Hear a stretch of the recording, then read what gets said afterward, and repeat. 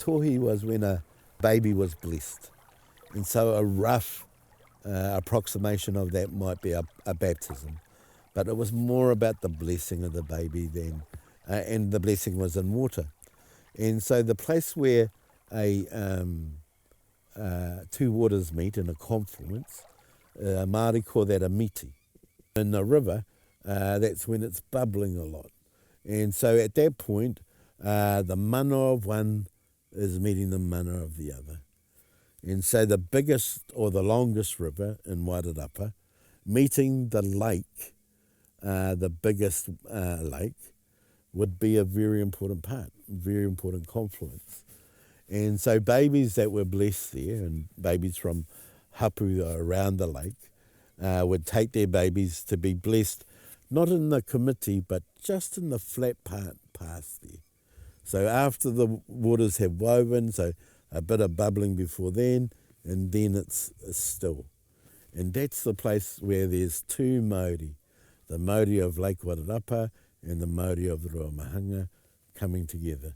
So this is an auspicious place where you might want to bless a child. And so in bringing a child here, people were able to bless them. The blessing of the baby wouldn't be kind of rockabye baby type of blessing. It would be 8 verses of oriori, and that would mention everything from the atua that they should follow. One oriori from Kapiti, actually. Tutere Moana is the name of the mountain on Kapiti, and Tutere Moana was a great chief. And one of the things about Kapiti is that that's a place where you can bring things together. And so the bringing of the tribes, mainly Ngaitara and Rangitane, was something that Tutere Moana could bring. And so Tutere Moana in his oriori, it says there was only one power that allowed Tāne to reach the highest heaven. It's the power of the mind. So imagine now Māori children going through to school, and they've got that as an oriori, that blessing, that baby's blessing. So rather than the physicality that sometimes Māori are known for, and sometimes the emotional responses as well, there's intellectual value that had come from Tāne and was in the blessings of our children. And so Tutere Moana's oriori is all of this promising about how his life can pan out and the things to look for in his life. And the oriori is created before the baby's born. And the family learn the oriori, and a tohunga or a priest constructs the oriori. And as the baby and the parents go down into the water, the whānau are on the bank singing the oriori. And others who have gathered listening about the oriori and gasp really would be heard about the tying of some of our richest knowledge to the baby, and thinking about how that baby will be blessed. And so that would be done just past the confluence. Welcome to the Ruamāhanga, and it's just before the Ruamāhanga used to go into Lake Wairarapa. Now it's called the cut-off, because it's actually, this piece of water is cut off from the Ruamāhanga. When you cut off a waterway, and the biophysical thing is about not wanting floodwaters here, there's a social consequence. And that social consequence is now a river isn't meeting a lake. And you can't be blessing your children there, because now it doesn't have the Māori of that river, and there's nothing meeting the lake. So rather than this being a river, now it's an outcrop of the lake.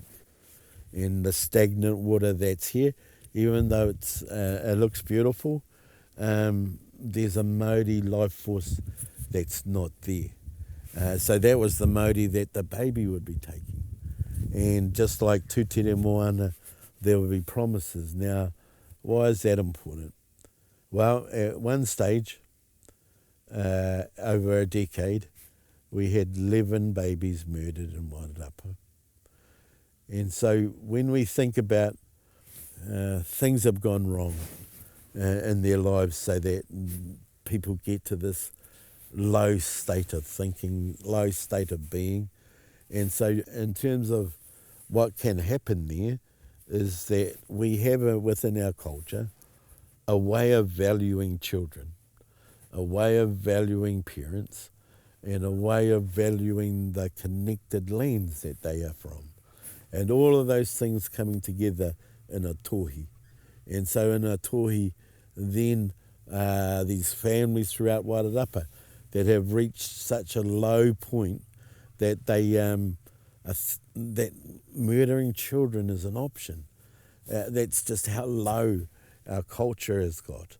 And so one of the things when we looked around about what could we do to inspire our whānau to think more about their children and more about who they were and more about their environment, well, the tohi was an opportunity. We've thought about that, and we've thought about that in terms of the government saying we need better water standards. And so one of the ways that we can get better water standards is for the water off freshers in the Ruamāhanga River to come back through. Now when it comes back through, that's an opportunity for the social benefits and the cultural benefits. And then the recognition of environment is perhaps one of the first things that we need to do to improve our environment. So then there's an environmental benefit or well-being that we're looking to too.